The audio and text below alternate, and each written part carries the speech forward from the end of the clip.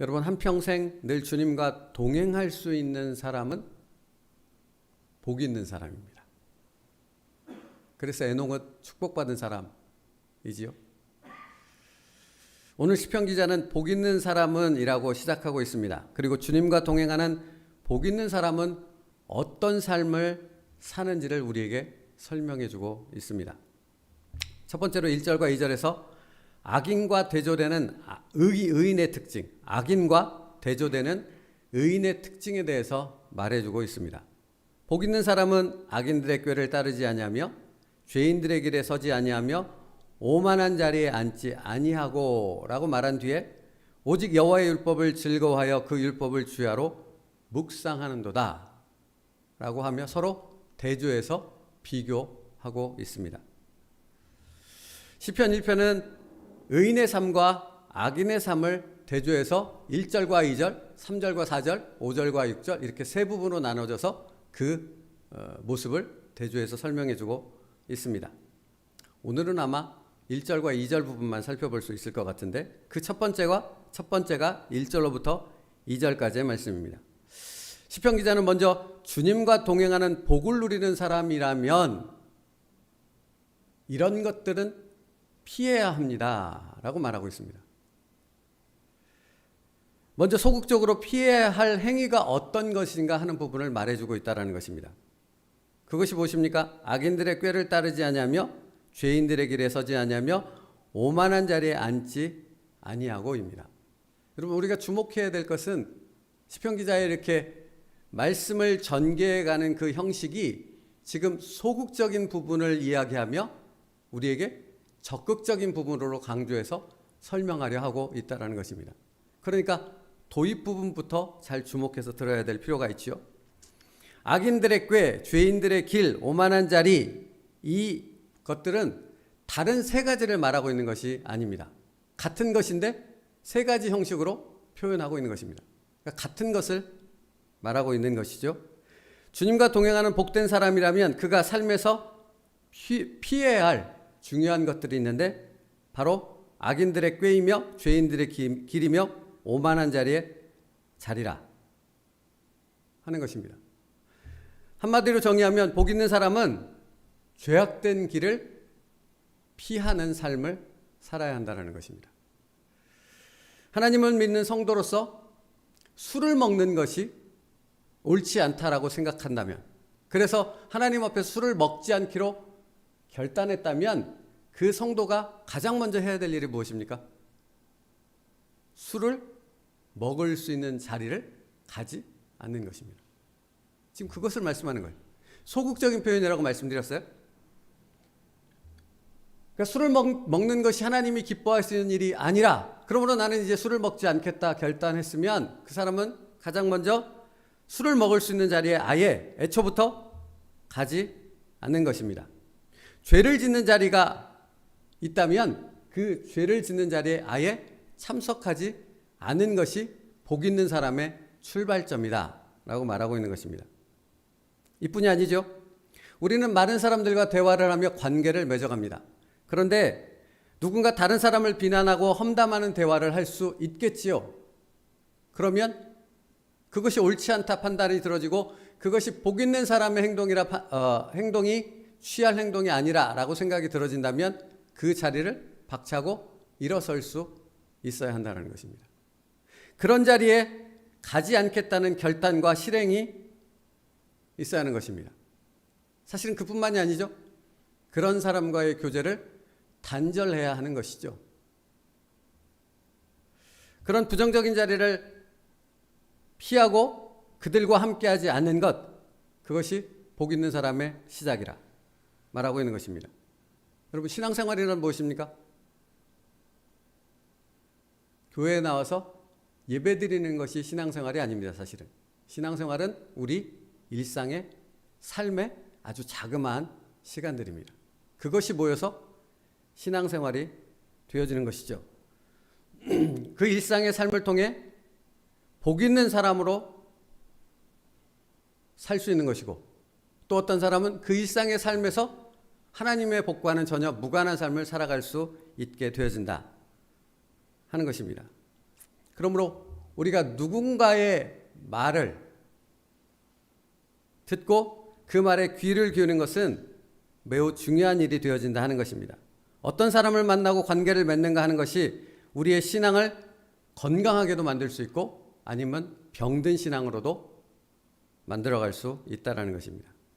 그래서 시편 기자는 오늘 우리에게 이렇게 강조해 말하고 있는 것입니다. 복 있는 사람은 악인들의 꾀를 따르지 아니하며 죄인들의 길에 서지 아니하며 오만한 자리에 앉지 아니하고. 여기서 악인들의 꾀라고 말할 때 꾀에 해당되는 단어에는 충고하다라는 의미를 갖고 있습니다.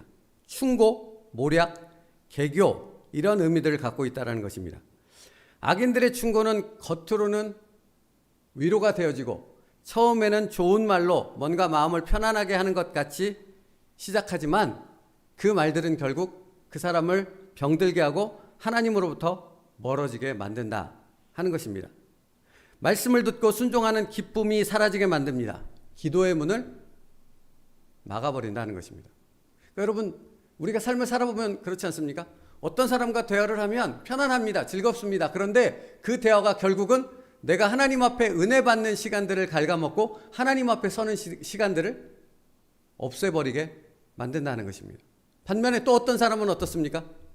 만나면 만날수록 말씀과 기도의 자리로 나를 이끌어 주셔서 하나님의 은혜 아래 살아갈 수 있는 사람으로 변화시켜 준다는 것입니다. 주님과 동행하는 은혜의 삶을 무너뜨리는 그 사람들이 바로 악인이며 그 사람들의 이야기를 듣지 않는 것이 바로 복된 자의 삶을 살아가는 시작이 되어진다 하는 것입니다. 사랑하는 성도 여러분, 2022년 한 해가 주님과 동행하는 복된 삶이 되어지길 원하십니까? 그렇다면 이 소극적인 자세부터 우리는 기억하며 출발해야 합니다. 죄악된 자리를 피해야 합니다. 죄악된 사람들과의 만남을 끊어야 합니다. 거기서부터 우리는 하나님 안에 복된 자의 삶을 시작할 수 있게 되어진다는 것입니다. 그렇다면 악인의 꾀, 죄인의 길임을 우리는 어떻게 분별할 수 있는가 하는 부분에 대한 얘기가 필요하겠죠. 이 세상에는 수많은 사람들이 있고 수많은 대화들이 있고 수많은 상황과 수많은 일들이 전개가 되어집니다. 그 중에서 어떻게 악인의 꾀가 또는 죄인들의 길이 무엇인가를 분별해서 복된 자녀의 삶을 살아갈 수 있겠느냐 하는 것입니다. 여러분 보십시오. 이것은 되게 사실은 분명합니다. 악한 사람들은 교묘하지만 때로는 말씀을 빗대어 얘기할 수는 있지만 그들이 말하는, 그들이 우리로 하여금 쫓게 만드는 그것은 결국 세상의 방식을 쫓아가게 만든다는 것입니다. 성령 하나님의 인도하심이 아닌 사람의 생각을 쫓아가게 만듭니다.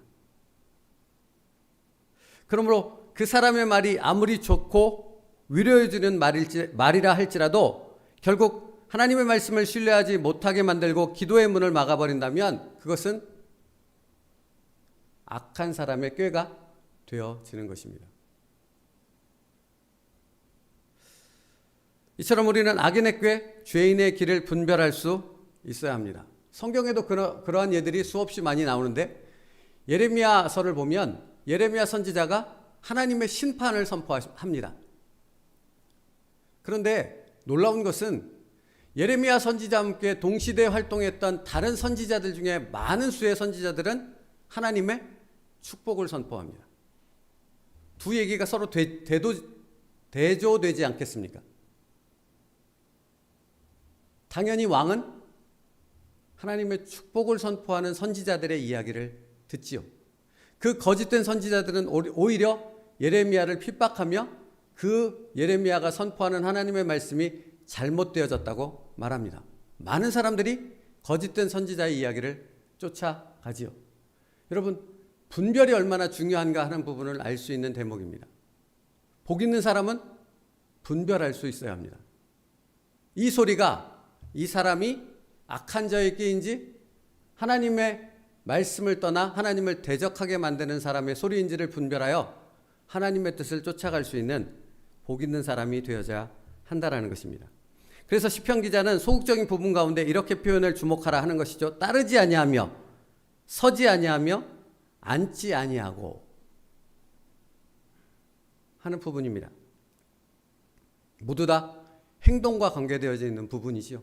우리의 삶에 일상의 삶 가운데 벌어지는 행동이 복 있는 사람은 다르다라는 것입니다.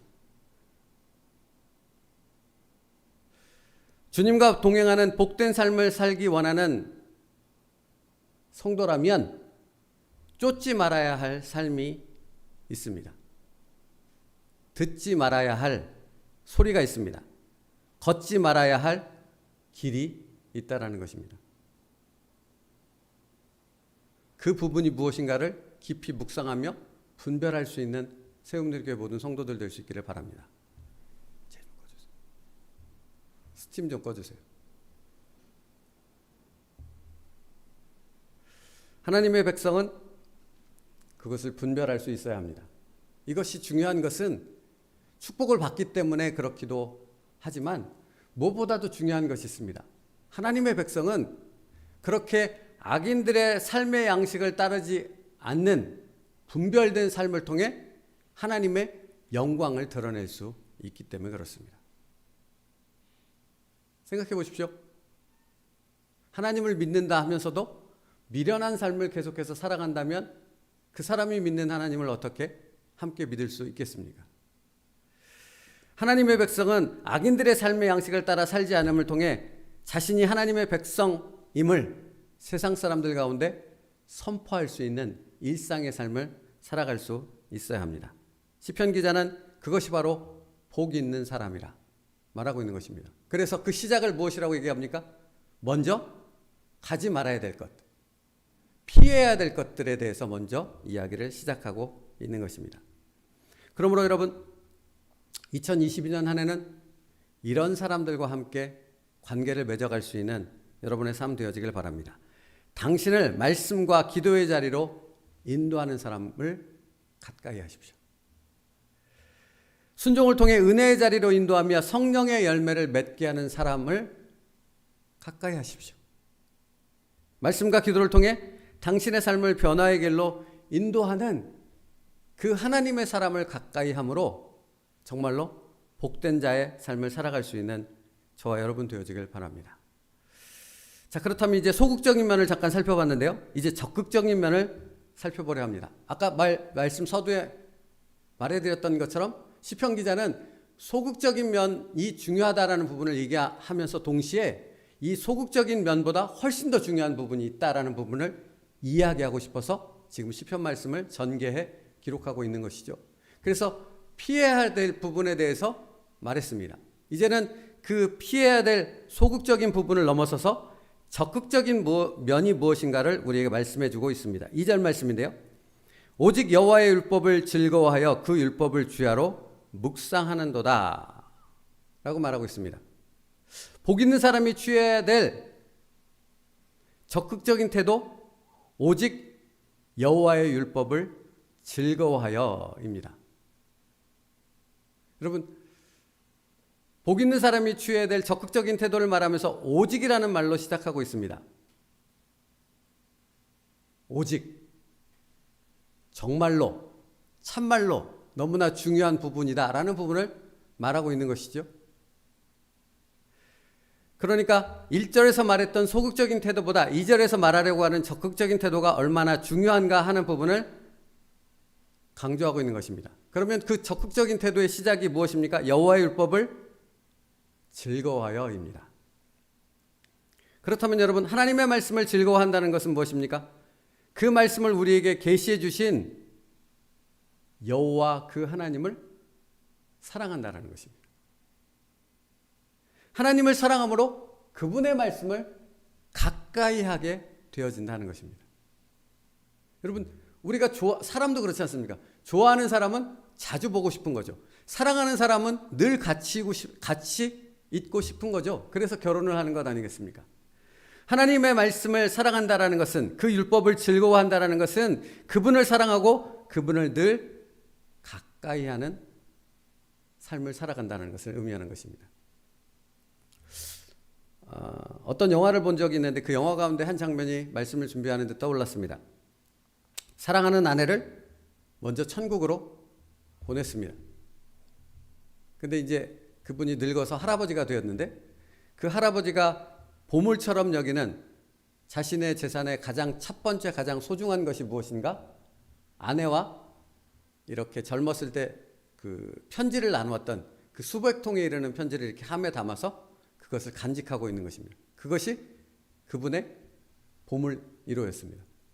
그래서 그분이 아내를 생각하며 그 먼저 간 아내를 떠올릴 때마다 그 편지를 다시 꺼내서 읽고 다시 꺼내서 읽는 것입니다.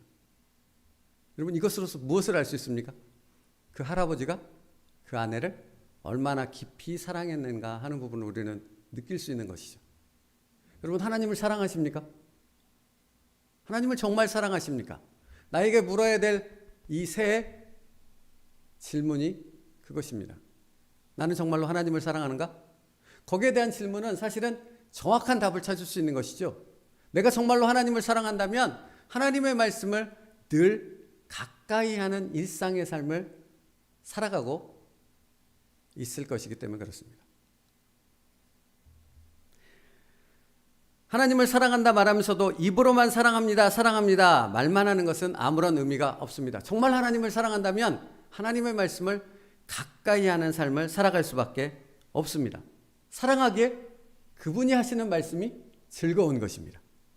사랑하기에 그분이 하는 말씀이 늘 고픈 것입니다. 배가 고프듯이 갈망하며 그 말씀을 기대하며 그 말씀을 사모하며 늘 고대할 수밖에 없다 하는 것입니다. 말씀을 가까이 하는 시간이 즐겁기에 당연히 그 시간이 점점 늘어날 수밖에 없겠지요. 여러분, 예배도 마찬가지 아닙니까?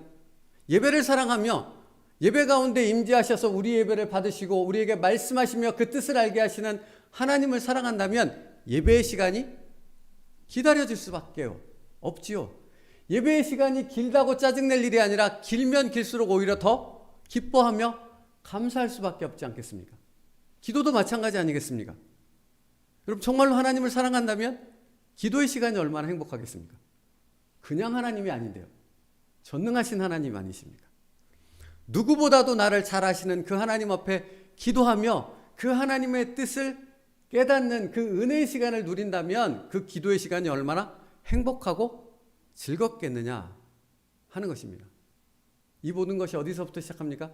하나님을 사랑하는가 하는 부분에서부터 시작한다라는 것입니다. 그러므로 여러분, 이 말은 이런 의미를 갖는 거죠. 사람들이 왜 말씀을 보지 않고 기도의 시간이 길다고 생각하는 것입니까? 아직 하나님을 사랑하는 그 참된 의미를 맛보지 못했기 때문에 그런 것입니다. 오직 여호와의 율법을 즐거워하여 라는 시편 기자가 말하고 있는 그 기쁨과 그 은혜를 제대로 경험해 본 적이 없기 때문에 그렇습니다. 그래서 시편 119편에 이런 말씀을 기록하고 있는데요. 시편 119편 140편에 주의 말씀이 심히 순수함으로 주의 종이 이를 사랑하나이다 말씀하고 있고요.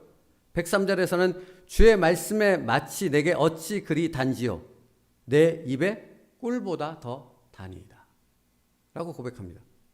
적어도 시편 119편을 기록한 시편 기자는 하나님의 말씀에 하나님 앞에 기도하는 그 은혜의 시간의 깊은 기쁨이 무엇인가를 맛보아 알았던 것입니다. 사랑하는 성도 여러분, 올 한 해 하나님의 말씀의 깊은 은혜의 맛을 경험할 수 있는 축복이 여러분에게 있기를 바랍니다. 이것이 왜 중요합니까?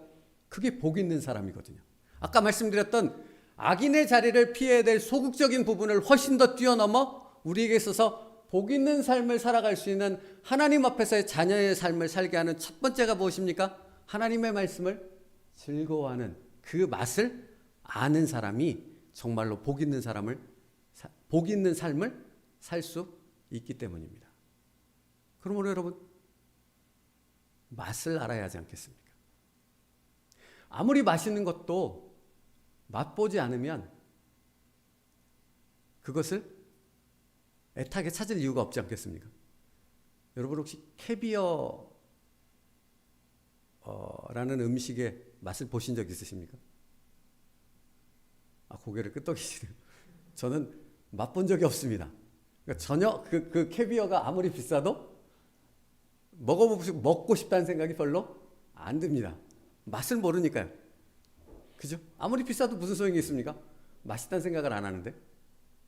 마찬가지입니다. 하나님의 말씀도 정말로 그 맛의 깊은 것을 경험한 사람만이 찾게 되어 있습니다. 그것을 찾으면 또 찾게 되어 있고 그 시간이 점점 길어나며 하나님과 동행하는 그런 축복의 삶을 살아가게 되어지는 것입니다. 2022년 한 해가 여러분에게 그런 한 해가 되어지기를 축복합니다. 기도를 더욱 사모하며 하나님의 말씀의 은혜를 더욱 사모하며 그것을 찾고 또 찾는 복된 사람의 삶을 살아갈 수 있기를 바랍니다. 시편 119편 104절에는 또 이렇게도 말씀하고 있어요. 주의 법도들로 말미암아 내가 명철하게 되었으므로 모든 거짓 행위를 미워하나이다. 앞에 소극적인 부분에 대한 부분도 시편 119편은 말하고 있어요. 그러니까 주의 말씀을 내가 깨닫게 되어 명철하게 되므로 거짓 행위들을 분별할 수 있게 되었습니다. 라고 고백하는 것입니다. 여러분 그러므로 이게 당연한 것이 악인의 생각은 당연히 하나님과 대적할 수밖에 없어요. 부딪힐 수밖에 없다고요. 그러니까 함께할 수 없는 것입니다. 분리될 수밖에 없는 것이죠. 그러므로 내가 정말로 하나님의 복된 자녀의 삶을 살아간다면 악인의 생각은 내 마음 가운데 가시처럼 걸릴 수밖에 없는 것입니다. 그것을 대적하여 물리칠 수밖에 없고 나는 하나님의 말씀의 맛을 경험하는 그 은혜의 삶을 쫓아갈 수밖에 없다라는 것이죠. 그러므로 여러분 하나님 앞에 점점 더 깊이 그 맛을 알아갈 수 있는 그 길로 들어올 수 있는 축복된 한 해가 되어질 수 있기를 바랍니다. 여러분 그래서 사실은 이 성경 말씀이 참 은혜로운 것이 하나님의 말씀이 곧 누구십니까? 예수 그리스도입니다. 이게 너무 당연한 거잖아요. 이게 뭐 새삼 모르는 얘기를 드린 건 아니잖아요. 근데 말씀 준비하며 그렇지. 그러니까 하나님의 말씀이 예수 그리스도일 수밖에 없는 것이고 우리가 예수 그리스도를 사랑한다라는 것은 그분의 말씀을 정말 뜨거운 마음으로 사랑하며 그 말씀을 가까이 하는 것이 예수 그리스도를 사랑하는 것이구나 하는 것으로 당연히 이어질 수밖에 없다는 것입니다. 그렇기 때문에 예수님도 당연히 이렇게 말씀하실 수밖에 없었던 것이죠. 요한복음 14장 15절에 너희가 나를 사랑하면 나의 계명을 지키리라. 또 요한복음 14장 21절에요. 나의 계명을 지키는 자라야 나를 사랑하는 자니 나를 사랑하는 자는 내 아버지께 사랑을 받을 것이요 나도 그를 사랑하여 그에게 나를 나타내리라. 아닙니다. 여호와의 말씀을 사랑하며 그 말씀의 맛의 깊이를 경험하며 하나님과 동행할 수 있는 올 한 해의 삶을 살아갈 수 있는 여러분 되어지길 바랍니다. 그랬을 때 주님이 뭐라고 하십니까? 하나님이 너와 함께 하시는 것을 깨닫게 될 거야 라고 말하고 있습니다. 예수님이 우리와 함께 하시는 것을 경험하며 그 깊은 은혜를 누리는 것은 말씀을 사모하며 그 맛의 깊이를 느끼게 되어졌을 때 우리는 그렇게 되어질 수 있다 말씀하고 있는 것입니다. 사랑하는 성도 여러분, 제가 오늘 설교를 시작할 때 그래서 이렇게 시작한 것입니다. 한평생을 늘 주님과 동행할 수 있는 사람은 복 있는 사람입니다. 한평생을 주의 말씀을 묵상하며 그 말씀의 깊이를 깨달아가며 그 말씀의 맛을 경험할 수 있는 인생을 살아갈 수 있는 사람은 바로 시편 기자가 말하는 복 있는 사람입니다. 그 복과 은혜를 누릴 수 있는 2022년 한 해가 되길 원한다면 여러분 먼저 구해야 될 것은 하나님의 말씀을 깨닫게 하옵소서라는 기도가 우리에게 먼저 있어야 할 줄로 믿습니다. 그 말씀을 깨닫는 그 기도 가운데 성령 하나님께서 우리를 깨닫게 하시는 은혜의 길로 인도하여 주실 줄 믿습니다. 시대가 좋아질수록 우리가 편리해지고 우리가 누릴 수 있는 유익함들이 굉장히 많습니다. 그런데 다 유익하고 다 좋은 것은 아니죠. 대표적으로 영상으로 말씀과 찬송을 모두 띄어 보여주니 발전해서 그런 거 아닙니까? 그래 그로 인해서 나타나는 부작용이 있죠. 뭡니까? 성경책을 안 갖고 다닙니다. 여러분, 근데 이 부분이 문제가 되는 것이 무엇입니까? 하나님의 말씀이 담겨 있는 이 성경책을 들고 다니지 않는다면, 이 성경책을 가까이 하지 않는다면 어떻게 하나님의 말씀의 깊은 은혜를 누리는 일상의 삶을 살아갈 수 있겠느냐 하는 것입니다. 당연한 거라니까요. 우리가 말씀을 통해 그 말씀의 깊은 은혜를 누리는 일상의 삶을 살아가기 위해서는 말씀을 가까이 해야 되는 것 아니겠습니까? 그런데 예배 시간조차 성경책을 가지고 다니지 않는 사람이라면 어떻게 하나님의 말씀이 일상의 삶에 가까이 있어 그 말씀의 깊은 은혜를 깨달아 복 있는 사람의 삶을 살아갈 수 있겠느냐 하는 질문이 나올 수밖에 없는 것이죠.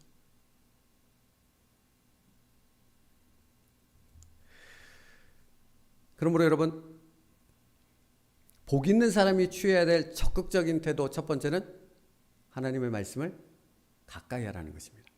그 말씀을 즐거워하라는 것입니다. 그 말씀의 깊은 은혜를 경험하며 그 말씀의 기쁨들을 나눌 수 있는 삶을 살아가라 말씀하고 있는 것입니다. 그래서 여기 오직 여호와의 율법을 즐거워하여 라는 단어 가운데 즐거워하여는 히브리어 단어 헤프초라는 단어를 씁니다. 이 헤프초는 기쁨, 소망이라는 뜻을 갖고 있습니다. 그러므로 여호와의 율법을 즐거워한다라는 것은 하나님의 말씀을 따라 순종함을 통해 기대를 갖게 되는 것을 말하는 것입니다. 하나님의 말씀을 순종할 때 소망을 갖게 되어진다 말하고 있는 것입니다. 어떤 소망입니까?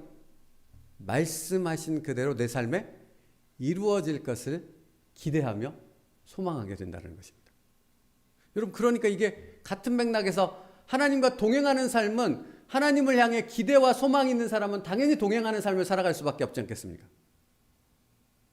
그렇죠? 얼마 전에 저희 딸 생일이었습니다. 그래서 생일 선물을 사달라고 저희 딸이 조르지 않았겠습니까? 여러분, 그러면 제가 들어갈 때마다 그 아이가 저를 조르고 저를 쳐다보고 따라다니지 않겠습니까? 기대할 것이 있으니까, 소망할 것이 있으니까. 사랑하는 성도 여러분, 하나님의 말씀이 내 삶에서 이루어질 것을 기대하며 소망한다라는 것은 그것 자체가 곧 하나님과 동행하는 삶을 살고 있다는 증거가 되어지는 것입니다. 그러므로 묻고 싶습니다. 올 한 해 여러분이 하나님 앞에 갖고 있는 소망이 무엇입니까? 건강하게 해주십시오. 잘 살게 해주십시오. 성공하게 해주십시오입니까? 여러분, 지금 시편 기자는 이렇게 말하고 있는 것입니다. 우리가 소망을 갖는 것도 어디서부터 그 소망을 찾아내야 된다?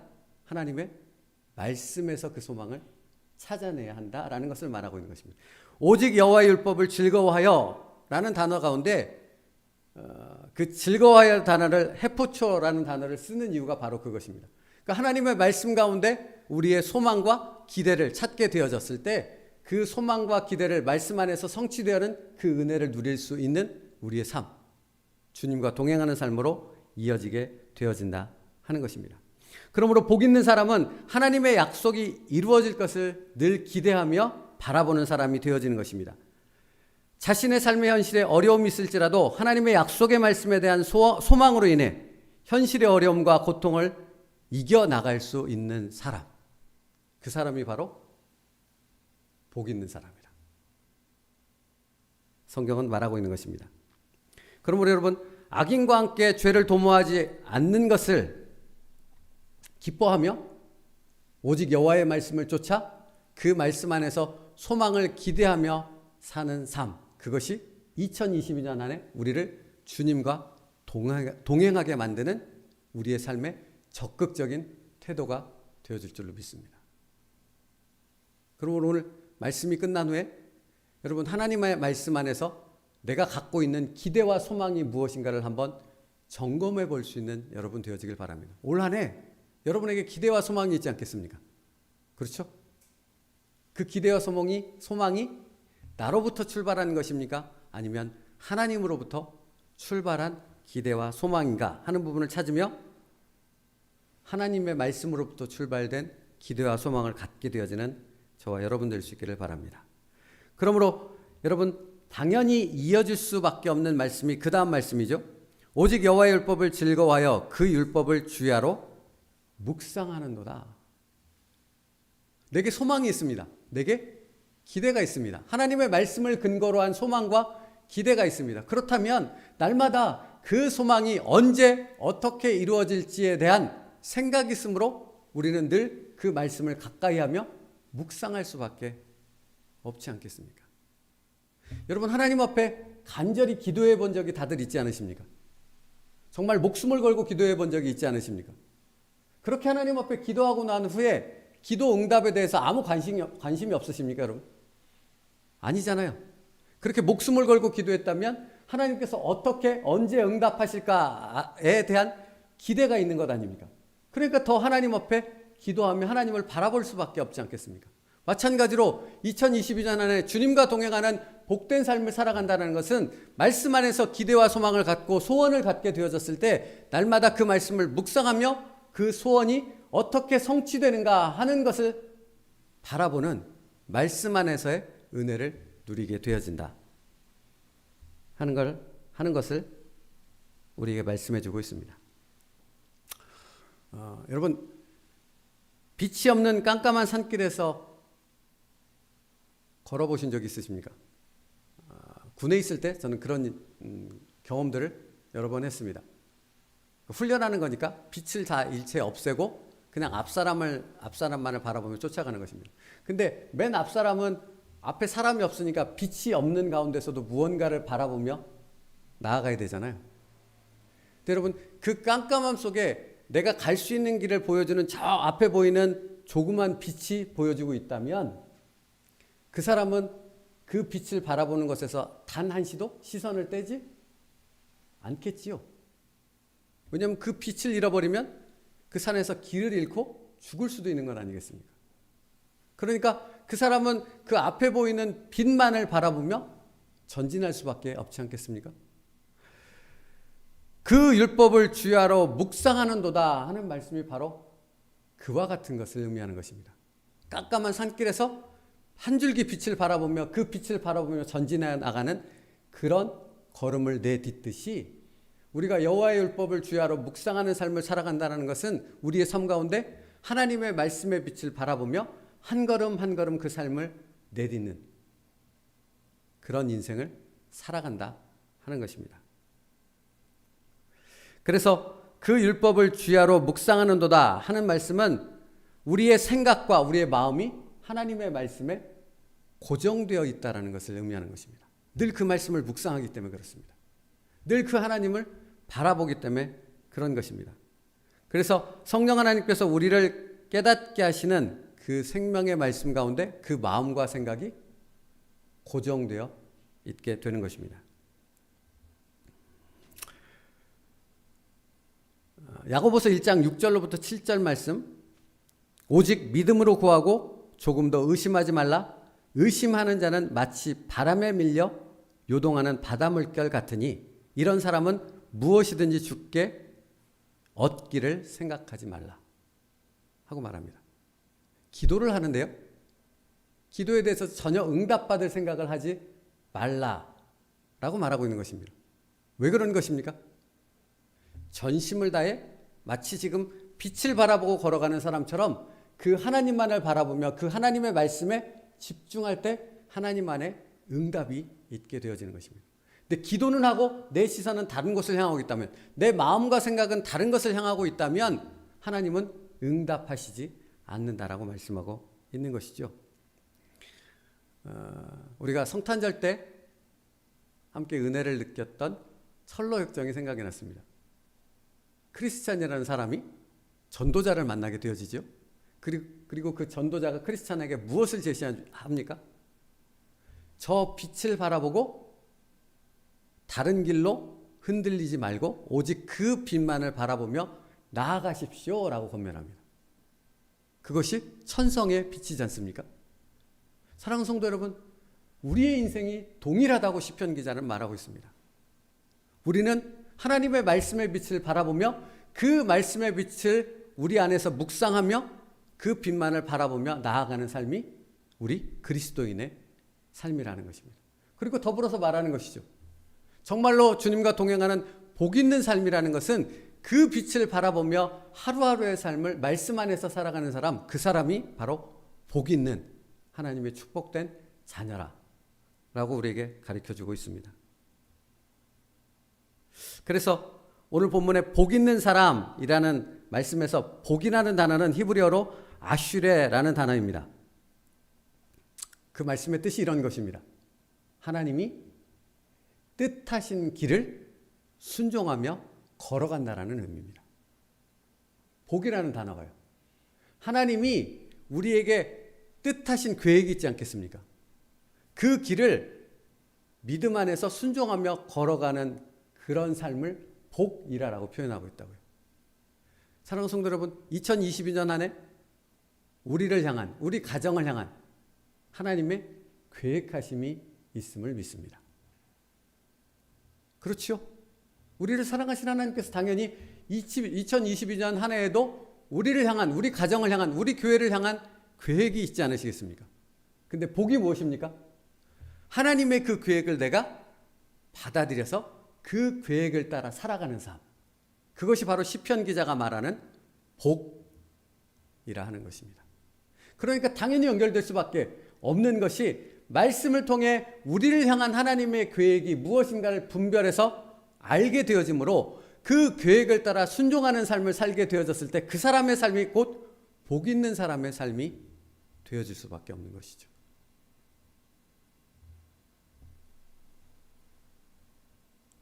이처럼 하나님의 계획이 무엇인가를 분별하여 그 계획 가운데 순종함을 통해 하나님의 놀라운 말씀의 약속들이 성취됨을 경험할 수 있는 우리의 삶 되어지길 축복합니다.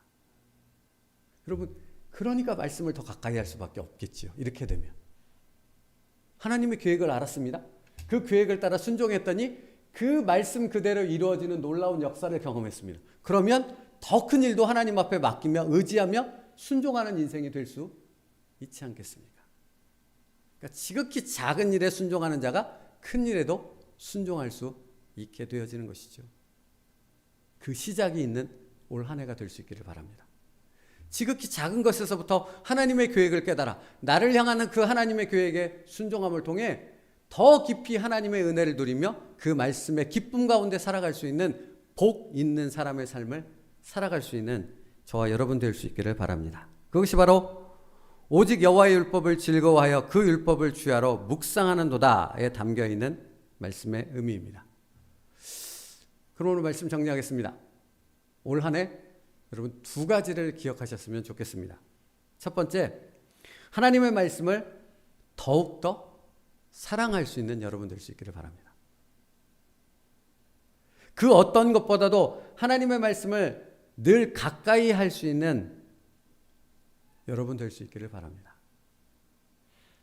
우리의 삶이 복되다는 것은 우리가 순종을 통해 하나님의 말씀 그대로 내 삶에서 성취된다는 것을 경험하게 되어졌을 때 그것이 축복이라는 사실을 깨닫게 되어지는 것처럼 그 축복의 경험들이 쌓이고 쌓여서 더 하나님의 말씀의 깊이 안으로 들어가게 되어지는 그런 기쁨의 삶이 우리 가운데 있기를 바란다 하는 것입니다. 그러므로 시편 126편 5절과 6절 말씀 이렇게 우리에게 권면하고 있습니다. 눈물을 흘리며 씨를 뿌리는 자는 기쁨으로 거두리로다. 울며 씨를 뿌리러 나가는 자는 반드시 기쁨으로 그 곡식단을 가지고 돌아오리로다. 할렐루야. 사랑하는 성도 여러분, 하나님의 말씀은 살아있습니다. 그리고 그 하나님의 말씀은 1.1획도 떨어짐이 없이 그 말씀 그대로 우리의 삶에서 성취되어지는 것을 믿습니다. 이것이 단순히 성경 말씀에 외쳐지는 공허한 외침이 아니라 우리의 삶에서 이루어지는 살아계신 하나님의 말씀임을 경험할 수 있는 올 한 해가 될 수 있기를 바랍니다. 그래서 여러분의 소망이 하나님의 말씀 안에서 찾게 되어지고 그 소망이 이루어지는 하나님의 성령의 역사가 이루어질 수 있는 그런 축복의 삶 되어질 수 있기를 바랍니다. 두 번째로 기억해야 될 것은 당신을 향한 하나님의 계획을 따라 온 힘을 다해 순종해야 한다는 것입니다. 그러므로 먼저 무엇이 필요합니까? 말씀 안에서 하나님의 계획이 무엇인가를 깨달아야 합니다. 여러분을 향한 계획이. 하나님이 은사를 주셨지 않습니까? 그죠? 하나님이 우리에게 은사를 주셨습니다. 우리의 환경을 주신 분이 하나님이십니다. 거기에는 하나님의 뜻과 계획이 있는 것입니다. 그것을 알아 순종하게 되어졌을 때 그 삶에 은혜와 축복이 있게 되어지는 것입니다. 올 한 해 하루하루 나를 향한 하나님의 계획을 알고 깨달으며 그 가운데 기대와 소망 가운데 순종의 길을 걸어갈 수 있는 저희들 되어지길 바랍니다. 그랬을 때 우리의 삶 속에서 동행하시는 예수님의 손을 만나게 되어질 것입니다. 그의 율법을 주야로 묵상하는도다 하는 말씀은 바로 그것을 의미하는 것이죠. 사랑하는 성도 여러분, 그러므로 올 한 해도 주님과 동행할 수 있는 축복의 한 해 되어질 수 있기를 바랍니다. 그래서 무엇을 기억해야 합니까? 첫째로 하나님의 말씀을 더욱더 가까이 하는 것입니다. 하나님의 말씀을 더욱더 사랑하는 것입니다. 그것을 통해 하나님의 말씀의 능력을 더 깊이 경험할 수 있는 우리가 되어져야 하는 것입니다. 두 번째로, 그러므로 그 말씀 속에 담겨 있는 나를 향한, 우리 가정을 향한 하나님의 계획이 무엇인가를 깨달아 그 계획의 순종함을 통해 하나님께서 이루시고자 하는 놀라운 역사를 경험할 수 있는 우리의 2022년 한 해를 만들어 가는 것입니다. 여러분, 우리 세움누리교회 그런 간증들이, 그런 은혜의 고백들이 풍성하게 되어지는 그런 축복이 있기를 간절히 바랍니다. 기도하며 함께 그 길을 걸어갈 수 있는 저와 여러분 될 수 있기를 바랍니다. 기도하겠습니다. 살아계신 하나님 감사합니다. 2022년 한 해를 하나님께서 우리에게 허락하셨기에 이 한 해도 하나님 앞에 이렇게 함께 예배를 드립니다. 아버지 하나님, 우리가 하나님의 말씀 안에서 하나님의 계획을 깨닫는 올 한 해 되어지게 하여 주시옵소서.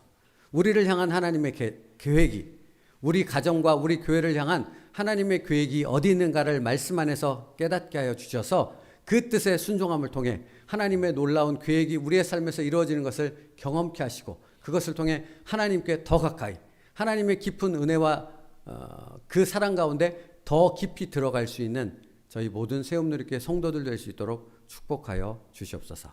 예수님의 이름으로 기도 올리옵나이다. 아멘. 우리 찬양하고 함께 기도하는 시간 갖겠습니다. 찬양은 너는 시냇가에 심은 나무라입니다. 이 찬양의 가사는 이렇습니다. 너는 시냇가에 심은 나무라, 하나님의 사랑 안에 믿음 뿌리 내리고 주의 뜻대로 항상 살리라 입니다. 주의 시절을 쫓아 구원의 열매 맺으면 주의 영화로운 빛 너를 보호하리니 주의 뜻대로 항상 살리라 입니다. 올 한 해 이 찬양이 우리의 믿음의 고백으로 고백되어 주시기를 바랍니다. 찬양합니다.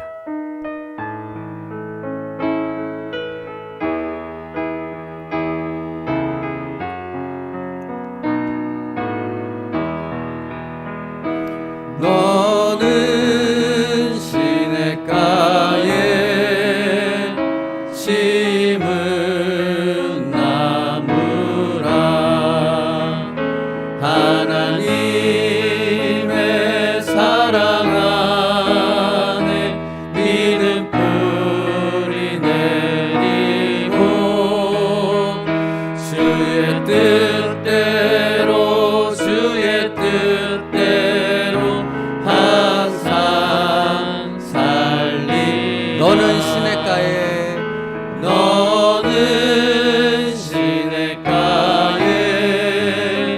심은 나무라, 하나님의 사랑 안에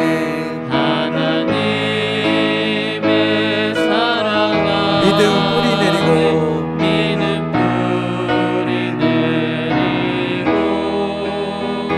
주의 뜻대로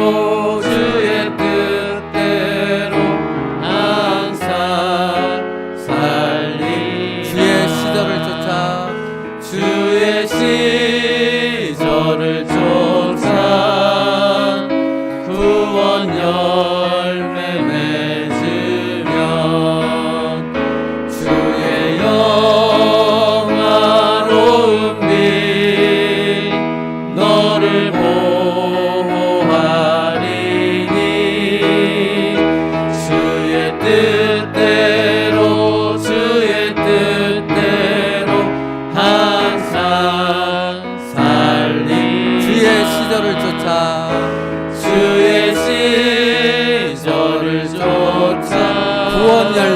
맺으며 열매 맺으며 주의 영화로운 빛 주의 영화로운 빛 너를 보호하리니 주의 뜻대로 주의 뜻대로 항상 살리 너는 시냇가에 너는 시냇가에 심은 나무라 하나님의 사랑하는 믿음 뿌리 내리고 주의 뜻대로 주의 뜻대로 항상 한 번 더 찬양합니다. 너는 시냇가에 너는 시냇가에 심은 나무라 하나님의 사랑 안에 믿음 뿌리 내리고 주의 뜻대로 주의 뜻대로 항상 살리라. 아멘. 예수 그리스도가 우리를 위해 십자가에서 모든 물과 피를 흘리고 죽으셨습니다. 그 말이 의미하는 바가 무엇입니까? 우리의 뿌리가 하나님께 박혔다라는 것입니다. 그러니까 그리스도인으로 살아간다라는 것은 날마다 삶 속에서 뿌리 박힌 하나님으로부터 공급되어지는 그 말씀과 은혜, 그 힘으로 살아가고 있다라는 것을 우리가 깨닫고 경험하는 것이 그리스도인의 축복된 삶이라 하는 것이죠. 사랑하는 성도 여러분, 올 한 해는 더 깊이 이것을 느끼며 누릴 수 있는 저희들 될 수 있기를 바랍니다. 하나님 앞에 우리 결단하며 소원하며 나아가길 원합니다. 하나님, 내 뿌리가, 내 삶의, 내 생명의 뿌리가 하나님께 박혀 있음을 우리의 2022년 삶 속에서 깨닫게 하여 주옵소서. 하나님의 말씀이 공급되어지며 그 은혜가 공급되어지며 그분의 계획이 깨달아짐으로 그 계획으로 인하여 놀라운 은혜와 역사를 경험하는 우리의 삶 되어지게 하여 주시옵소서. 그렇게 고백하며 하나님 앞에 한 해의 삶을 맡기며 나아갈 수 있는 저희 기도의 시간 되어지길 원합니다. 함께 기도하겠습니다. 살아계신 하나님, 우리는 시냇가에 심은 나무처럼 하나님께 그 믿음의 뿌리를 내리고 하나님으로부터 모든 것을 공급받는 이제 하나님의 자녀가 되어졌습니다. 예수 그리스도의 십자가 보혈의 능력으로 그렇게 되어졌습니다. 아버지 하나님, 이것이 우리의 삶 속에서 깨달아질 수 있게 하옵소서. 경험되어질 수 있게 하여 주옵소서. 우리의 삶의 모든 것들이 하나님의 말씀으로부터 하나님으로부터 공급되어지는 은혜임을 깨닫게 하시고, 그러므로 모든 것이 은혜임을 고백하며 감사의 삶으로 나아갈 수 있는 저희들 될 수 있게 하여 주옵소서. 그러므로 하나님 기도합니다. 주의 말씀 안에서 하나님이 우리를 향한 2022년 계획이 무엇인가를 깨달아 알게 하여 주시옵소서. 그 계획을 따라 쫓아 순종할 수 있는 저희들의 삶의 순종이 있게 하여 주시옵소서.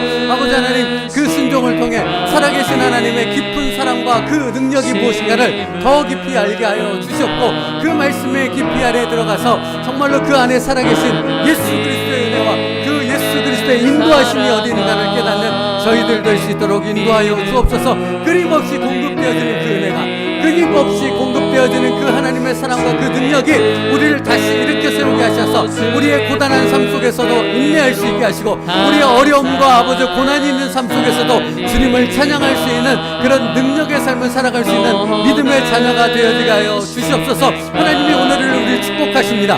너는 시냇가에 심은 나무라, 너는 하나님 앞에 뿌리 박힌 하나님의 자녀라 축복하십니다. 하나님, 그 은혜와 축복을 누릴 수 있는 주님과 동행할 수 있는 올 한 해가 되어지게 하여 주옵시고, 그 동행하는 한 해가 아버지 하나님, 살아계신 하나님께서 붙잡아 주시고 축복되게 하셨던 그 하나님을 고백할 수 있는 저희들의 올 한 해가 될 수 있도록 인도하여 주시옵소서. 그러므로 오늘 말씀을 잊지 않게 하여 주옵소서. 오직 주의 말씀을 주야로 묵상하며 그 말씀 안에 살아가는 저희들입니다. 아버지, 그 말씀을 더 가까이 하며 그 말씀의 깊이 앞에 우리의 모든 것을 의지하며 오직 주님과 동행하면 주님을 의지할 수 있는 삶을 살아가는 하나님의 깨어있는 백성들이 될 수 있도록 축복하여 주시옵소서. 너는 시냇가에 심은 나무라 하나님의 사랑 안에 믿음을 뿌리 내렸다 라고 말씀하십니다. 아버지 하나님, 이것이 올 한 해를 시작하는 우리에게 주시는 하나님의 축복의 말씀임을 믿습니다. 아버지 하나님, 뿌리 박혀있는, 그래서 하나님으로부터 공급되어지는 한없는 은혜와 사랑이 우리를 일으켜 세울 수 있는 하나님의 능력이 되어지게 하여 주옵소서. 말씀 안에서 깨달아지는 하나님의 놀라운 계획이 우리에게 소망이 되어지며 기대가 되어져서 날마다 하나님의 말씀을 기도 가운데 가까이 하며 그 하나님을 바라보는 일평생의 삶이 되어지는 그 복된 자의 삶을 살아가는 세움누리교회 모든 성도가 되게 하여 주시옵소서. 예수님의 이름으로 기도 올리옵나이다. 아멘. 지금은 우리 주 예수 그리스도의 은혜와 성부 하나님의 사랑하심과 성령님의 내주 교통하시는 은혜가, 우리의 뿌리가 하나님께 박혀 있음을 믿기에 하나님의 말씀을 더 깊이 알고 하나님의 계획을 알아 그 계획 가운데 순종하기로 결단하는 오늘 예배에 참여한 모든 하나님의 백성과 그 가정 가운데 지금으로부터 영원토록 함께 있기를 축복하며 기도하옵나이다. 아멘.